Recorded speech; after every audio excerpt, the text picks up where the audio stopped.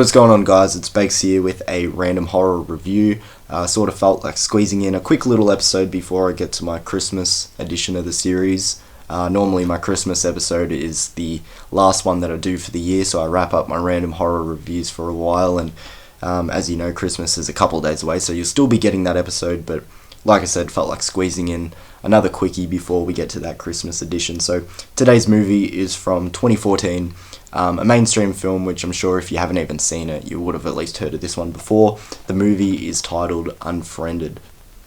It was a little while since I last checked this movie out, but going back to rewatch this one, sort of got a little hint of nostalgia with this movie. And then I sometimes do get that with movies from like this year and era. Like I said, it's from 2014. I would have been 13 at the time. And I remember this was sort of like a big period where like school would end and then me and a group of friends would go straight from school to the cinema and catch whatever was playing. Oddly enough, I actually don't remember if this was one of those movies that we actually did check out in cinema. But I remember the poster being everywhere and, you know, all through the hallways of our local theatre and shit like that.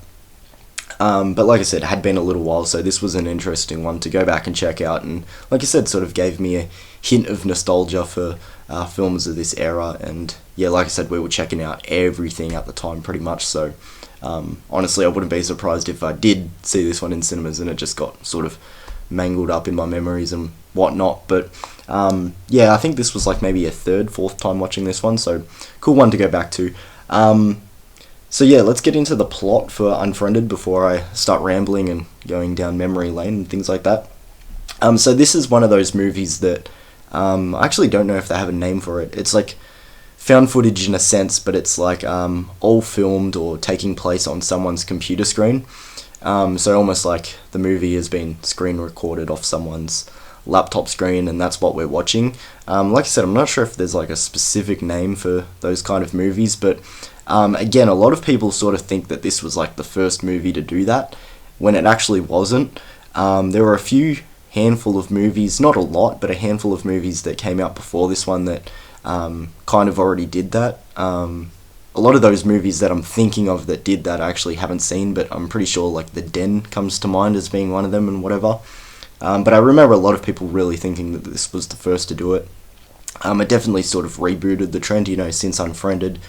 Unfriended got a sequel, and we also had Searching, we had Missing, we had the movie Host, which also had the same sort of concept, so sort of rebooted the trend. But either way, getting back into the plot, we have a group of friends doing this group Skype call. They're doing the group Skype call on the anniversary of one of their school peers who self-deleted herself. Anyway, a year later, a random account joins their Skype call and they're trying to get rid of it and they're not really sure who it is.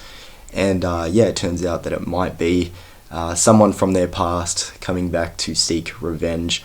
So in this sense, it's kind of a supernatural, almost like slasher in a way a little bit. But yeah, let's get into my thoughts of the movie Unfriended from the year 2014. Like I said in my intro, this is a movie that I had seen a handful of times before, and just purely off memory, I remembered this one being entertaining enough, like nothing that really reinvents the wheel, and it does play into a lot of tropes and cliches that you expect from a movie like this one, but with all that being said, still entertaining enough.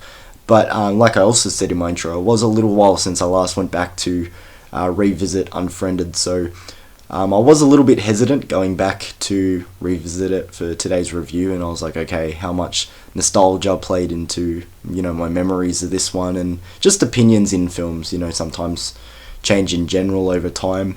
But I'm happy to report back and say that this movie still is fairly entertaining enough. I think your enjoyment on a movie like this one will weigh in with a few different factors. First of all, one, how much do you buy into the gimmick? Like I said, it all takes place on someone's computer screen, as if you're watching a screen recording or something like that. And I know for a lot of people, movies like this one just aren't up their alley.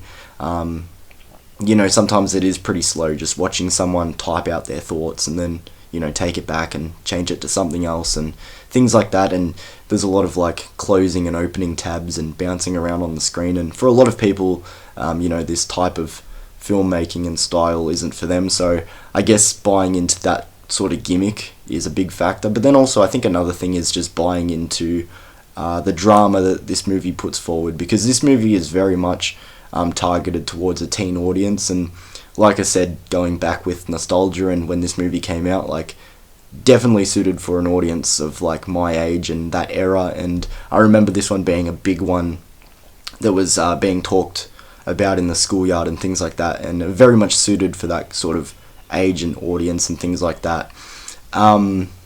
So I guess, how much you buy into the drama of this movie as well. A big plot point in this film is this mysterious stranger who is in the Skype call. They get the group of friends to sort of, tell truths and lies, and, they start stirring the pot and getting them all to, like, sort of turn their backs on each other and things like that. And the drama's not going to be for everyone. There's a lot of, like, just sort of petty high school drama that, watching it now as an adult, it's just kind of like, does that even really matter? But the characters are still screaming their heads off at each other. But then it also does get into some, fair to say, pretty juicy and deep stuff where it's like, okay, this is getting fairly entertaining. So it really depends on how much you're going to buy into that drama as well. I also guess that sort of depends on the audience. Are you someone who's older and, doesn't really have too much experience with, like, group calls and Skype, and, did you grow up on socials? And, this sort of drama, is it going to be something that actually hits you personally and in your memories and nostalgia and things like that? So I think there are a few factors like that your enjoyment of a movie like this one will sort of weigh in on. Like I said before, unfortunately, things like the tropes and there's a lot of, like, cliches in this one. A lot of them still are very prominent in this movie. There's a lot of, like, plot points and things that go down where it is just very typical and you sort of just expect it to happen.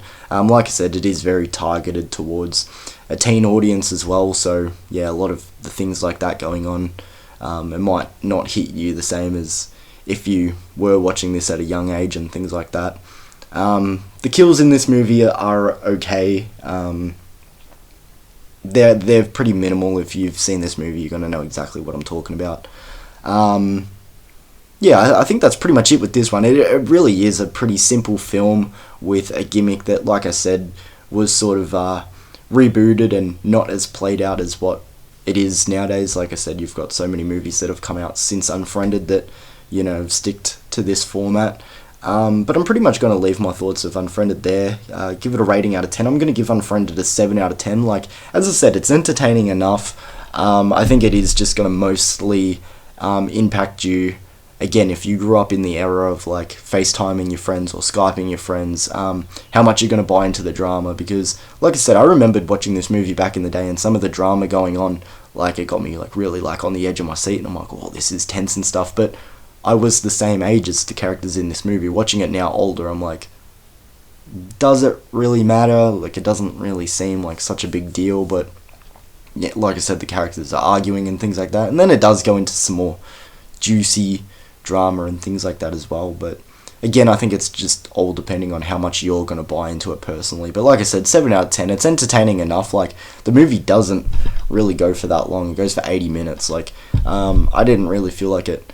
A lot of points are dragged. Like I said, sometimes it takes its time when it's like writing out things and you just have to watch your character go through their thought process and things like that. But at the end of the day, the movie's fine. It's not offensively bad or anything like that. I actually think it's entertaining enough. So 7 out of 10.